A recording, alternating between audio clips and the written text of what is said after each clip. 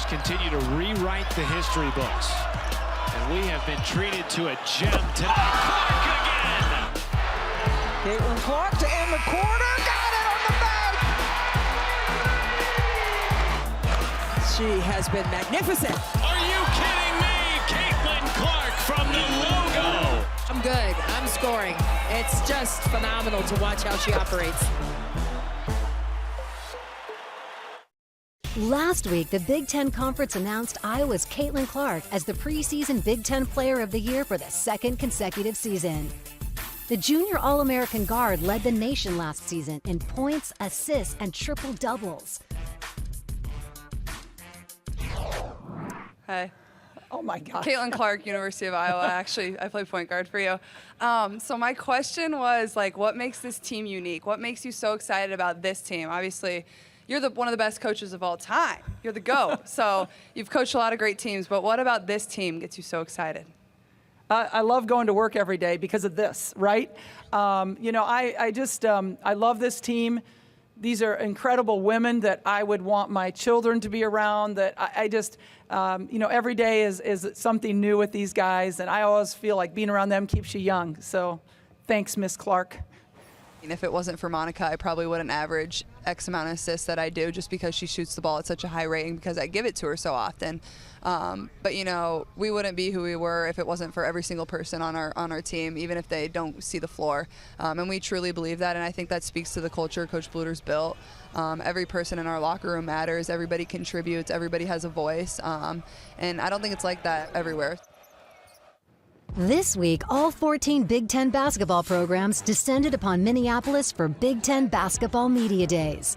Coaches and players had the chance to get together in a slightly less competitive setting than the court to mingle and discuss the upcoming season. The teams will all return to the Target Center in March for the 30th Big Ten Basketball Tournament. The Hawkeyes are voted the favorite to win the Big Ten this season by both the coaches and media after winning a share of the title last season. Their co-champions, the Ohio State Buckeyes, were picked second by the coaches and third by the media. Along with the likes of Indiana and Maryland, they discussed expectations from Minneapolis. We have every reason to have high expectations for this upcoming season. We return, in my opinion, the best point guard in the country.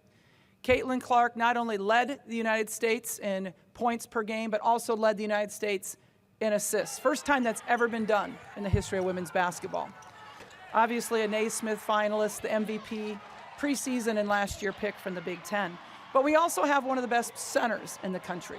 When you think of Monica Sonano has led the United States in field goal percentage shooting at 68% for the last 2 years, that's an amazing accomplishment.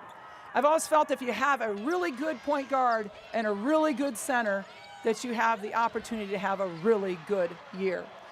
We have an interesting team coming back with 7 veterans and then the 7 new faces we have. So to say that we're excited, we're very excited about the season starting, and we just look forward to another competitive Big Ten conference and an exciting finish as it's been the last couple years. It is going to be a unique team and season for us this year. You will continue to see a lot of our team traits are going to be very similar that we've had in the past, but we're also going to try a lot of different concepts. For us and our staff, it's been really stimulating to put these pieces to the puzzle together and really how we're going to maximize our roster this upcoming season. People always talk about, you know, playing positionless basketball in this new era, and you're really going to see it from us this upcoming season. We have a really good group of players. You're going to see a lot of versatility where they're going to be able to cover and play a lot of different positions on both ends of the floor. In less than a month, you can catch the Buckeyes as they take on Tennessee and Columbus for their regular season opener on BTN. Preseason all-conference picks Taylor Mikesell and J.C. Sheldon look to light up the scoreboard Tuesday, November 8th at 8:30 p.m. Eastern against the Lady Vols, only on BTN and the Fox Sports app. October is Breast Cancer Awareness Month, and last year the Gophers hosted their Dig Pink match against the Buckeyes, distributing pink pom-poms to all the fans for a worthy cause. For the Wooker sisters, it is a special time to raise awareness for a cause that is very dear to their family, as a special At the Net presentation explains. McKenna Wooker, this is her college debut. She joins her sister, Miranda Wooker, the grad transfer. Two sisters playing together for the first time here tonight. Very exciting. I committed to Minnesota in 8th grade, and finally last year it came on my official visit, and I'm like, it's finally happening. And I was going to be a sophomore in high school. I committed to Northern Kentucky. Had a great couple of years there, then COVID hit and everything changed. And we were like, let's just throw my name in the transfer portal. One of the first names that were in my phone was Minnesota. We knew she had one more year of eligibility, and we thought, well, perhaps the opportunity to play with McKenna might be something that was appealing. I'm like, it's finally happening. I get this 1 year to play with my sister, which I've never had before. She committed right after my official visit. Piece after piece just fell right with Minnesota, both athletically and academically. And the bonus was my little sister was here. It's something I would have never imagined to happen in a million years. Lo and behold, here we are. We've got them both coming to play this year. We're happy for them, and of course we're happy for us. They're extremely dedicated to what they do, and I'm just couldn't be more proud. My wardrobe is either a firefighter t-shirt or it's a Minnesota volleyball t-shirt. There might have been a bit of that too, that he could get a 2-for-1. Yeah, I'm sure he was excited about that.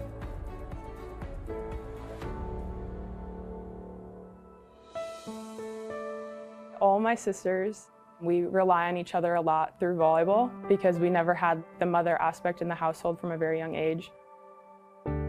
My mom was diagnosed with breast cancer when I was young, and she passed away when I was 7, almost 8. My dad raised 3 girls all on his own, and being able to go through the death of my mom and still raise 3 kids is obviously an incredible thing to do. Growing up, Miranda being the mom of the family, just supporting Abby and I, my other sister. We grew up playing volleyball. I think we just gravitated towards the team aspect. We knew the love our mom had for the game. I'll tell you about their athletic ability, as my guys at the firehouse say, comes from Wendy. She played throughout high school and loved the sport, so we wanted to follow in her footsteps and do the same. I want to embrace her legacy. The work ethic I got from her, all these things are still within me. Wearing our pink shoes, feeling her presence on the court. Life happens to all of us. There's the crunchy and the smooth, and we've all dealt with our fair share of both. But in this instance, I think Greg's done a great job, and of course the young women themselves have done a phenomenal job of taking responsibility for the things that they can in their life circumstances and making the best of it.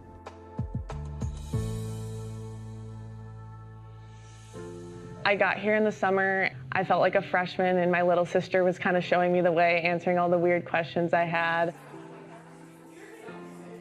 She helps me out with volleyball questions, or where is this on campus? And I help her out with the little things where it's like, you want to go pick up food? Okay, yeah, I can drive you. We can go do that together.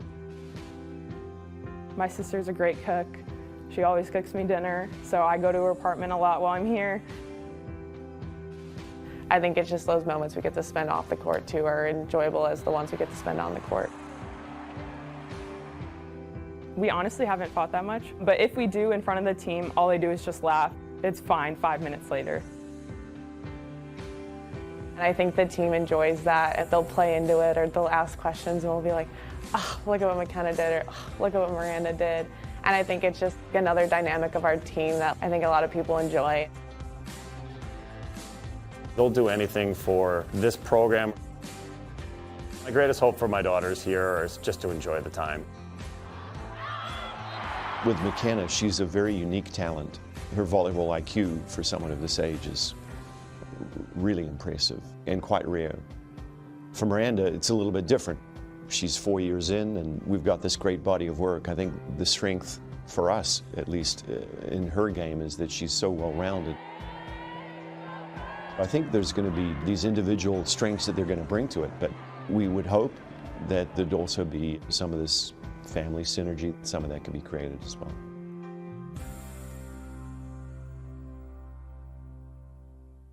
On Saturday, you can catch McKenna, Miranda, and the Gophers as they host the Fighting Illini at the Maturi Pavilion on BTN, powered by Unleaded 88. It marks the 50th year since the historic passage of Title IX.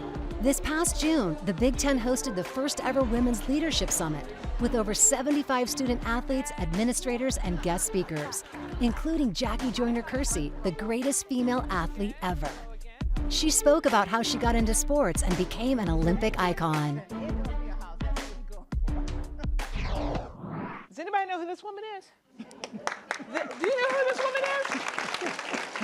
This is Jackie Joyner-Kersee, in my opinion, the GOAT, one of the greatest of all time athletes, not just track and field, but just athletes. An amazing, amazing person, 4-time Olympian, 6-time medalist, and a 3-time gold medalist. Did I get those numbers right? You don't even know. Oh, yeah. But before all the medals and awards, what is your first experience in playing sports? My first experience in playing sport was in elementary school, really doing the presidential fitness test. Because for whatever reason, you know, we did sports during the summer, but in the elementary school, I don't know why they would go to the other school and get girls to participate, but we couldn't. And so that's how I got into being a cheerleader, you know, and... You were a cheerleader? Yeah. I was good, too. Of course you were. So my coach said, you can't be doing that. I'm like, I'm trying to convince him, I'm good, you know, in high school. He go, you're going to do volleyball, you're playing basketball, you're running track. And I also had a job. And so I was going to work. I would catch the bus after school at 3:30, because then at that time, we were practicing at 6:30. You know, they weren't following the Title IX and doing what they were supposed to do, but our coaches changed that because my mother wasn't going to allow me to play sports, because she said, no, you're not going to be walking back to school in the dark to go participate. And I'm like, so then I was telling coach, I'm like, I'm really good, you know. He said, he didn't want to hear it. He said, you're going to be on this team, you can't be no cheerleader. So I did cheerleading all the way up through junior high school, and then got to high school, they kicked me out. Well, I mean, you said you played 3 sports. So when did you realize that you were a great athlete? I mean, your coach obviously knew that, or the cheerleading coach saw that early in you. When did you actually realize that you were a great athlete? I don't think I started running at the age of 9, and I wasn't one of the best girls. But I believe in showing up, and I just loved what I was doing. I didn't know what I was doing, actually, what events. It was just a way to keep me out of the house and keep me out of trouble. And so when I turned 14, saw the 76 Olympic Games on television, and at that time, I thought I was going to be a gymnast, you know, Nadia Comaneci. I'm like, oh, she's 13, she's making an Olympic team, maybe. But, and even then, you know, our coaches said we had the potential, but it was always about working hard. And even from that point on, you know, I just said, I'm going to give it my all. I wanted to make an Olympic team and see myself improve 1/10 of a second if I was running, 1/2 of an inch if I was jumping. But every day I saw improvement, and it wasn't about being the best. It was about giving 100%. Because sometimes, you know, I would give my best, and my best was 5th or 6th place. But I knew in my heart I left everything out there. And that's how I built on it, and not knowing other opportunities were going to be ahead of me. But the most, I think, for me is that I loved it, you know. The desire just to be out there. Last Saturday on the Banks, the number 23 Scarlet Knights took down number 3 Northwestern for their 4th win over a ranked opponent this season. Rutgers certainly has had the reigning national champs number, winning 4 of the last 5 meetings, with each coming when NU was ranked 4 or higher. Here's the post-game recap. Just to start off, you got Rutgers on the board and got them the lead just over 5 minutes into the game with the opening goal. Could you just sort of walk through what you saw on that one? Honestly, I have no idea. I get a great pass and I know what I did, and I was one-on-one on the goalie, and I just thought shoot, and I did it, and it was a goal. So, yeah. You know, looking back to last weekend, you know, he had 2 tough opponents. Unfortunately, 2 losses there. Looking at practice and training sessions this past week, what were focal points for you leading into this game? We had just go back to the basics, just pass, play together, don't go alone. And we did a really good job. Also on the defense corner, we made a lot of improvements. So, yeah. And great job with that defense penalty corner unit. You know, looking back as well on your team defense, you really played the team defense. You had your forwards inside the 25. At some points, you had them inside the hashes. Talk a little bit about how that defense really was a trigger for your outletting and attacking opportunities. We just had a rule in our team, just you can beat 1 vs 1, and we did so good job with that. So I think that was the one point where we did really good and worked together. It's a Sunday fun day as we give you your field hockey fix with a dazzling doubleheader on BTN. First, at noon Eastern, the Iowa Hawkeyes travel to Ann Arbor to tangle with Abby Tamer and the Wolverines. Then, at 4 Eastern, Rutgers travels on down to Maryland to do battle with Hall of Famer Missy Maharg's squad. Only on Big Ten Network and the Fox Sports app. This past Friday, the number 5 Penn State Nittany Lions donned pink for Breast Cancer Awareness Month as they hosted the 4th-ranked Iowa Hawkeyes. Regulation was not enough as the Nittany Lions won 2-1 in overtime to put them at 5-1 in conference play. The victory on the field wouldn't have been possible without the work off it, as we go for an inside look at the PSU program. Hi guys, I'm Anna Simon, I'm a grad student. I'm Fia Gladio and I'm a junior. And we're gonna show you our locker room. So come on in. Coming in, we have our little birthday chart, just to know when everybody's birthday is so we won't forget. This year's poster, shout out Elena, Grace, and Mac. We put here like what kind of socks we're wearing because I forget all the time and I wear the wrong socks. And then over here, we have all of our towels, and then we have like movies for when we travel far, and we have pillows and blankets. Here we have our practice plan up on the TV so we can see before what we're gonna be doing. And then take a look at Fia's locker. Yeah, we're gonna take a look at my locker. It's a little bit cleaner. And we have certain colored loops for certain jerseys. So we have our white loop for our white jersey, gray loop for our gray jerseys. New unis. Yeah, super sick. Yeah, we love them. Yeah, up here, it's a little bit not folded, but this is all of like our travel gear. Down here, everyone keeps their shoes and their shin guards. Yeah, we got new team shoes this year. Just some clean white Air Forces, and look at super sick. So cool. We have our little pre-game dance parties in here, which is always fun. Welcome to our bathroom. This is actually where a lot of like pre-game selfies are being taken and mirror selfies. I don't know who put these in here. Someone put deodorant in here. I don't know if that was like a secret message for us. Play with heart. This is something that Shar once said. I think it's kind of like our motto, like play with heart. It also is right when you come into our field, it says it on the gate. Yeah, basically this is it.